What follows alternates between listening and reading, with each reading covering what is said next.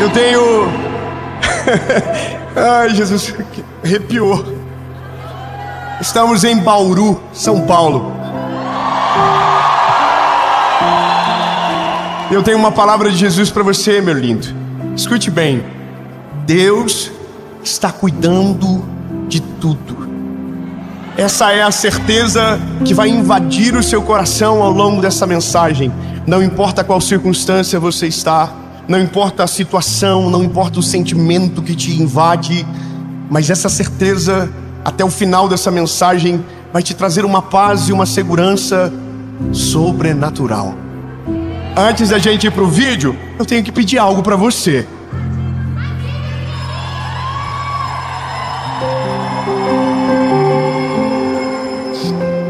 Eu até me emociono nessa hora. É a parte que eu me humilho. Gente, curte o vídeo. É rapidinho, você curte aí. Aí o YouTube entende, nossa, o vídeo é bom, tem muita gente curtindo. Manda para mais gente ouve a palavra, mais pessoas abençoadas, amém? Então curte, comenta, compartilha. Hoje saiu o relatório do nosso ano que passou e foram mais de 5 milhões de compartilhamentos nos vídeos do YouTube. Você pode celebrar o nome de Jesus? Tão lindo! Compartilha, manda naquele grupo da firma que dá BO toda semana, da família que você quer sair todo dia, manda lá. E não se esquece de se inscrever no canal. Estamos chegando à marca dos 10 milhões. E quando chegar, a gente vai fazer uma festa para a glória de Jesus. Vamos fechar um estádio e que Deus me ajude. Além disso, a gente vai levar alguém para Israel. Eita, só... Acho que vai demorar para chegar nos 10 milhões, eu acho. Então vai dar tempo de nós se preparar. Mas lindo, vamos fazer o seguinte? Vamos para a mensagem.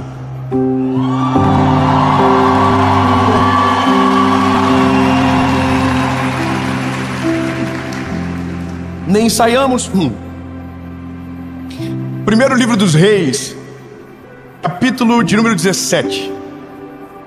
A gente vai caminhar debaixo de uma palavra que eu conheço há muito tempo, mas que em todo o meu ministério, mais de 10 anos, eu nunca parei para pregar. Eu nunca preguei sobre esse texto. E essa semana, revisitando as minhas notas, o Senhor me trouxe à memória essa palavra. E eu vou te dizer que Deus é tão perfeito, Deus é tão sobrenatural, que enquanto o Senhor ministrava no meu coraçãozinho essa palavra, eu já sabia o primeiro endereço aonde ela iria parar. Hoje à tarde, enquanto eu orava no meu quarto, falava com Jesus, eu liguei para 2 amigos e disse: tem uma palavra de Deus para vocês. Então o primeiro, vamos dizer assim, aquele que recebeu já foi à tarde o primeiro, mas agora é você. E agora é você que está aí na sua casa. Só que veja, esse sentimento, ele vai trazer tanta paz para o teu coração, que se você crer de todo o teu coração, meu lindo, a sua vida vai ter uma guinada de história sobrenatural. Vamos lá. Muito obrigado aos irmãos que creram. Temos uns 30 aqui que creram. Elias, que era dos habitantes de Gileade, disse a Acabe: como vive o Senhor Deus de Israel, diante do qual me ponho de pé, não haverá orvalho nem chuva nesses anos, senão segundo a minha palavra. Elias está dizendo. Verso 2 diz: e a palavra do Senhor veio a Elias dizendo: saia daqui, vá para o oriente e te esconda junto ao ribeiro de Querite, que está diante do Jordão. E será que tu beberás do ribeiro, e ordenarei que aos corvos levem alimento para você. Bom, eu sei que você compreende o que eu vou dizer, mas algumas coisas que Deus nos impulsiona, que Deus nos encoraja, que Deus nos envia, algumas circunstâncias que nós entramos amando do Senhor são extremamente desconfortáveis. Veja, é que Deus é um Deus de amor e a gente sabe disso. Mas quando Ele nos manda para uma missão, e todos nós temos as nossas missões, elas não são confortáveis, porque elas exigem algumas renúncias, decisões radicais, que nos cobram, que mexem com o nosso coração e as nossas emoções. E uma das coisas que mais paralisa o ser humano não é a ausência de palavra de Deus sobre nós, não. O maior motivo de paralisarmos é o medo que temos para viver o que Deus manda. E eu vou te falar, lindo, que não é fácil. Não é fácil ouvir direções do Senhor, porque sempre é maior do que a gente, é sempre muito maior do que a gente imaginou. Então para nós sempre é tão difícil e tão impossível que a gente sempre diz a mesma coisa: não consigo. Quando Deus chama Moisés, Ele diz: não consigo, não falo bem. Quando Deus chama o Noé, Ele é um senhor, todo mundo tem a mesma reação quando Deus chega. Não sei que não tem outro melhor. E veja, isso é uma coisa que a gente precisa de maneira urgente compreender. A forma que Deus trabalha, por mais que nos assuste, é segura. Eu vou ser mais claro com você. Você já foi numa montanha russa? Sim ou não? Irmão, eu sou apaixonado por montanha russa. Qual que é a sacada da montanha russa? Você quase morre, mas você não morre no final. Porque tem uma coisa, é segura. Quem entrou ali pela primeira vez não foi um ser humano, foi um saco de areia. Aquilo rodou e rodou e rodou milhares de vezes, e tudo foi testado para que você entrasse, tivesse muita adrenalina, mas saísse vivo. Irmão, é loucura. Mas parece que às vezes Deus olha pra gente e diz: está muito de boa, né? Vou te dar uma montanha russa para você andar. Aí você fala assim: oh, mas eu não vou aguentar porque é grande demais para mim. O Senhor fala: você vai, porque eu estou cuidando de você. Olha só, quando Deus chega para Elias e fala: Elias, sai de Gileade, é por um motivo. Deus primeiro encorajou ele a levantar uma palavra. A palavra de Elias é sinistra. Ele diz para Acabe: não vai chover mais nessa terra. E só vai voltar a chover o dia que eu falar que é para voltar a chover. Então o que ia acontecer? Seca. Então, para que ele não fosse obrigado a voltar atrás das suas palavras, Deus falou para ele: sai de Gileade e vai para o ribeiro de Querite. Agora observe bem, Gileade, que é onde ele mora, é um lugar nas montanhas, um lugar maravilhoso, está tudo certo. Aonde Deus envia ele é para o meio do deserto da Judeia. Ou seja, num dia ele é um homem que tem uma residência, no outro dia ele é um fugitivo morando no deserto. Então veja, quando Deus nos aponta alguns caminhos, a gente fica desesperado, porque a gente diz: Senhor, olha o que eu vou ter que abrir mão, olha o que eu vou ter que deixar para trás. E aí Deus continua dizendo: vai. Só que veja, a forma com que Deus faz com Elias me dá uma alegria muito grande, porque vivi sem ter ouvido dessa forma.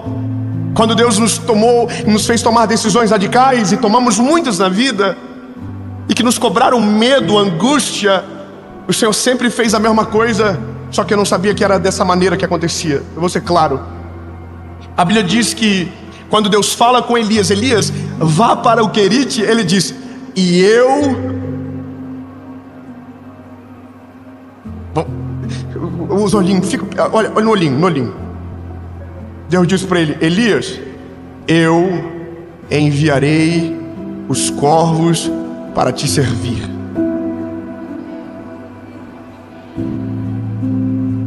Haverá um riacho, e você vai beber água desse riacho. Então agora a gente diz: mas ainda é deserto. Porque é a primeira coisa que a gente pensa: mas ainda é deserto, ainda não é Gileade, ainda não é o que a gente gostaria, mas é o que Deus tem para agora. Só que veja bem, que coisa incrível. O que Deus está dizendo é que antes de ele preparar a fuga, ele já preparou o riacho de Querite para receber o Elias. Ou seja, Deus nunca vai te enviar para uma circunstância, para um lugar que antes Ele já não tenha preparado a provisão para te receber. Deus nunca vai te expor a perigo. Se Ele disse vai, pode ir, porque tem algo te esperando nesse lugar. Deus não deixa os seus sem provisão. Ele não abandona, Ele não vira as costas, Ele não esquece. Então se Ele disse vai, vá. Mas devia ter um medo, vai, porque a segurança está te esperando, a esperança te aguarda, o cuidado de Deus está em tudo. E por isso que a certeza que temos é: Deus está cuidando de tudo, todos os detalhes. Veja, é como quando a gente viaja, são várias pontas soltas que precisam ser amarradas. Se a gente vai chegar no aeroporto, tem que ter alguém esperando no aeroporto. Então, a certeza que eu saio de casa é quando eu sair, pegar o avião, e quando eu chegar no aeroporto vai ter uma equipe me esperando, que é o pessoal da nossa equipe. A gente vai entrar na van e vai para o hotel, e o hotel já vai estar reservado. E tudo isso aconteceu antes de eu sair de casa. Sabe que a loucura com Deus é: Deus, antes de liberar uma palavra sobre você, já preparou todo o caminho para você caminhar. Antes de Deus impulsionar você para uma decisão radical, Deus já viu tudo lá na frente e está tudo preparado para que você chegue. Agora, lindo, não é fácil, porque são nesses dias de provisão que a nossa fé é testada. Porque veja, Elias dormia com a última refeição dos corvos levavam para ele, pão e carne. É louco, não é? Imagina um corvinho vindo, chegava, convidia para Elias e a Bíblia diz que isso acontecia 2 vezes por dia, de manhã e de noite. A cena é maravilhosa, não é? Mas todo dia que Elias ia dormir, provavelmente ele pensava em 2 coisas: e se o riacho secar? E se o corvo não vir amanhã? Veja, a nossa dependência de Deus está sempre sob júdice. Sempre, sempre. Nós sempre estamos dizendo: será que Deus vai continuar fazendo? Será que Deus vai continuar abençoando? Será que Deus vai continuar abrindo as portas? Será que o lugar que eu estou indo, estou certo? Será que Deus não vai me abandonar? E aí a Bíblia diz que Deus não abandonou Elias, porque chegou um dia que o riacho secou. Chegou um dia que o Elias acordou, olhou no riacho e o riacho não tinha mais água. Naquele momento a Bíblia diz que a palavra do Senhor veio até Elias e falou: Elias, chegou a hora de partir. O Elias já está assim: partiu Gileade. Não, Sarepta. Irmão, quando a gente pensa que acabou, Deus diz: não, tem mais mais um negócio do processo que vai aprender. A Bíblia diz que Elias vai a Sarepta. Como que vai acontecer? Deus diz para ele: quando você chegar em Sarepta, você vai encontrar uma viúva, e essa viúva vai prover para você. Elias sai do riacho que ficou seco, por conta da seca que chegou até onde ele estava, e chegou em Sarepta. Quando ele chega em Sarepta, ele avista a viúva que Deus havia dito para ele. Então ele vai até a viúva e diz: Deus me mandou aqui, e Deus falou que você vai me prover. Aí a viúva de Sarepta diz para ele: tem um problema, tenho pouca farinha na botija e pouco azeite. Não tenho quase nada de azeite, quase nada de farinha. E ela diz: se eu pegar o que tenho, como eu e meu filho hoje, e amanhã morreremos. Aí o Elias disse: pode fazer, faz um bolo para mim, pode ir lá, que se você fizer, não faltará provisão para mim e não faltará provisão para você.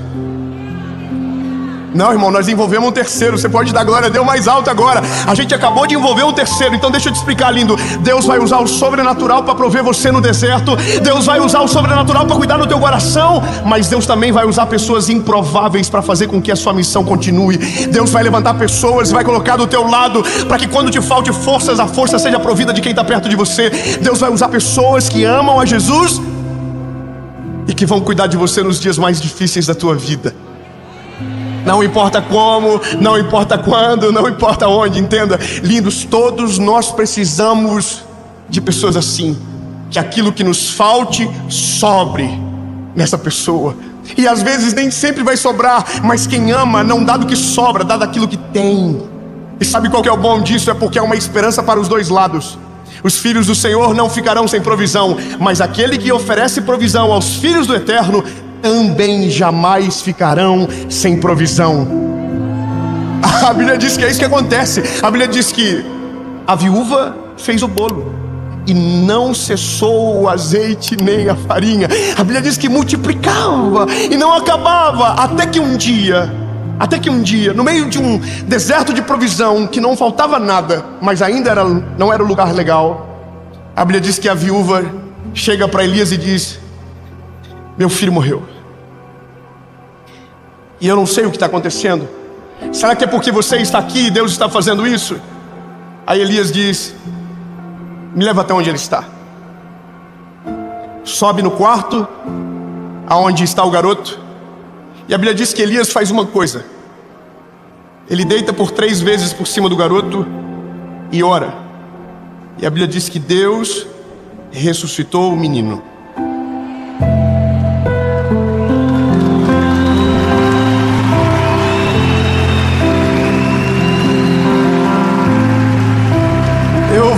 Eu vou ser claro com você, lindo. Talvez você se identifique, mas eu gosto de andar com gente que está nas mãos do Senhor. Eu gosto de andar com gente que está sendo cuidado por Deus, porque quem ouve a voz de Deus é sensível para interferir no milagre que eu preciso também. Talvez seja você a viúva, ou talvez seja você o Elias, não importa. A questão é: quem serve é servido, e o milagre está dentro da casa da viúva. Bom, quando a gente pensa, acabou, agora o percurso se encerra, a Bíblia diz que Elias diz: chegou a hora de eu voltar. Veja, ele estava aqui, ele desceu, ele continuou descendo, e ele diz: agora eu tenho que voltar lá. Sabe o que ele quer? Ver o Acabe de novo. Ele fugiu de Acabe, e agora ele quer ver Acabe de novo. Então ele chega, chama por Obadias. Obadias atende, ele diz: me leva até onde Acabe está. E ele diz: não vou fazer isso com você, ele vai te matar, a gente está numa seca terrível, e é por sua culpa. E ele diz: não, eu quero falar com ele. Você pode tentar me impedir, eu não vou fugir. Irmão, sabe qual que é a loucura de tudo, meu lindo? É que Elias é o garoto que estava agora há pouco no deserto. O Elias é o garoto que agora há pouco estava esperando o corvo chegar com o alimento. O Elias agora há pouco era o garoto que estava pedindo ajuda para uma viúva. Mas agora ele está dizendo que quer enfrentar o rei. Exatamente isso. Porque uma coisa que a gente não pode esquecer jamais é que as provações dos processos que Deus nos colocam se tornam um combustível para a fé que nos leva para algo sobrenatural. Se aquilo que nos doía, se aquilo que nos feria, se aquilo que nos colocava de joelhos realmente te alcançou, pode ter certeza que mudou muita coisa dentro de você. Você é uma coisa antes da provação e você é outra pessoa depois dela. A maturidade, a fé desenvolve, tudo cresce. Então agora você precisa observar: Elias não é o garoto que saiu, é outro garoto agora.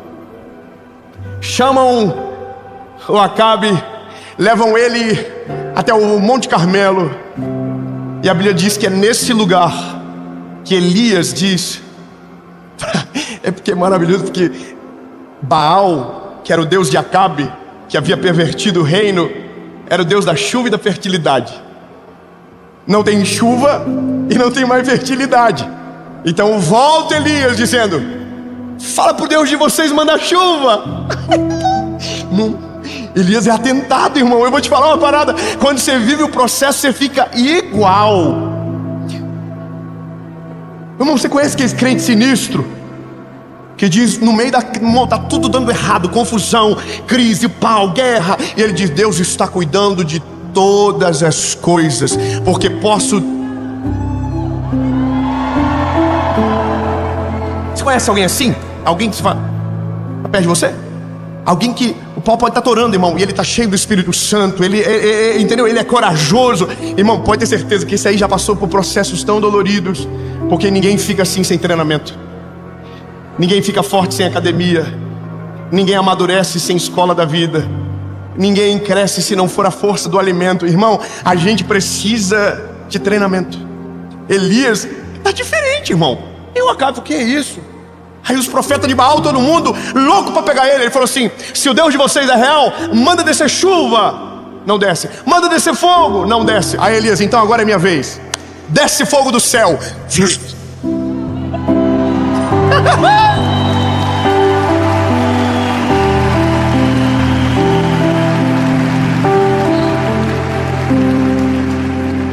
Aí a Bíblia diz que Elias levanta os olhos e começa a dizer: eis que vejo uma pequena nuvem do tamanho da mão de um homem. Aleluia! No meio do deserto, no meio da seca, tem um homem de olhos levantados dizendo: está chegando a chuva, vai voltar, as mãos do Senhor estão voltando sobre a terra de Israel. Lindo! Só tem essa ousadia quem vive a provisão do Senhor. Então, lindo, eu não sei qual estágio da vida que você se encontra, mas se talvez você esteja na curva descente, sabe, na curva decrescente da história, você precisa saber: Deus está cuidando de tudo. Se tiver alguém perto de você que é bonito, se não tiver, não precisa falar não, mas eu acho que é bom, para não dar briga. Fala para ele: lindo. Para assim, não importa a treta, o tamanho da confusão, o nível do processo, Ele está cuidando de tudo.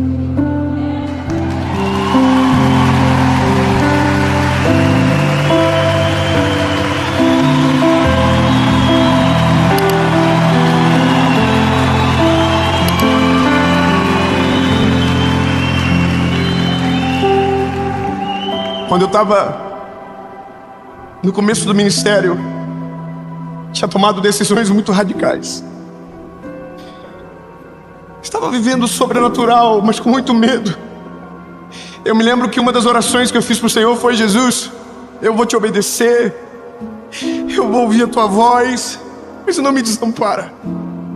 Jesus, eu não quero ter que pedir para o meu pai um dinheiro para pagar uma conta. Senhor, o Senhor está dizendo que o Senhor vai me sustentar e que é para ouvir a tua voz, então eu vou, mas não me deixa passar vergonha. Me lembro que naqueles dias eu fui num lugar ministrar e eu recebi uma oferta de R$600 na época.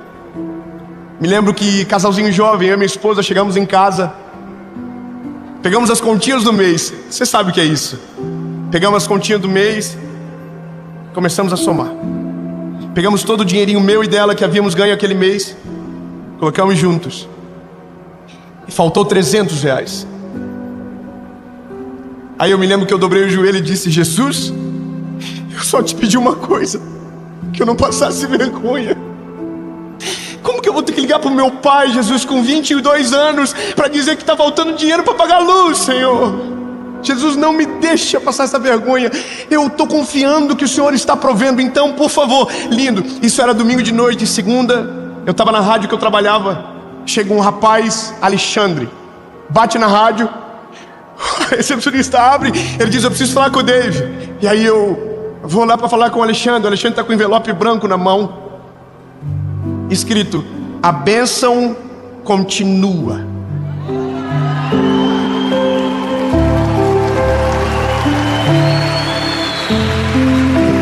Irmão, eu fui correndo pro banheiro. Falei: Senhor, eu preciso abrir logo, Jesus, não vou aguentar. Aí eu abri. Quanto que faltou na noite anterior? Quantos tinha no envelope? 300. Eu podia falar pra você: tinha R$1.000. Sobrou 600, não, sobrou 700. Não, irmão. É que no tempo de provisão não sobra nada. No tempo de provisão, o que entra, sai. Eu vou ser mais claro com você. Enquanto você vive na provisão, não guarde nada, porque o Deus que proveu hoje vai prover amanhã, depois de amanhã e enquanto for necessário. Você entendeu bem, lindo? Deus não vai te abandonar. Não importa se a circunstância é difícil, não importa se o plano é ousado demais. Se Jesus está te impulsionando, pode pular de cabeça. Ele vai sustentar, Ele vai prover, Ele vai cuidar de todas as coisas, porque Ele nunca te manda para um lugar que Ele não preparou a tua chegada primeiro. Agora, provisão não é tempo de guardar. É louco isso, não é? Não tem de guardar, porque se você guarda, você está dizendo: não acredito que amanhã vai vir de novo. Tempo de provisão não se raciona. O que Deus manda, come. Aproveita, porque vai chegar um dia que o tempo de provisão vai passar e o tempo dos celeiros cheios irão chegar. E aí, meu lindo, não é que vai precisar racionar, mas você vai sobrando para guardar. Você vai guardar do que sobra. Ô irmão, ninguém ficou feliz. Eu estou declarando uma palavra de Jesus sobre a sua vida. Lindo! O que eu mais queria ouvir na vida um dia era: vai chegar um tempo que vai sobrar.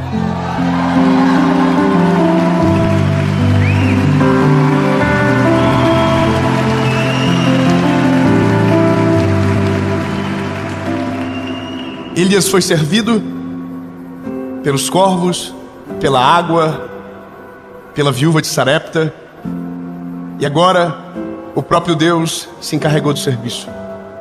O fogo desceu, consumiu os altares, e a chuva caiu sobre a terra de Israel. Deus é fiel para cumprir tudo o que promete. Você só precisa saber, e eu termino aqui: Jesus está no controle de todas as coisas.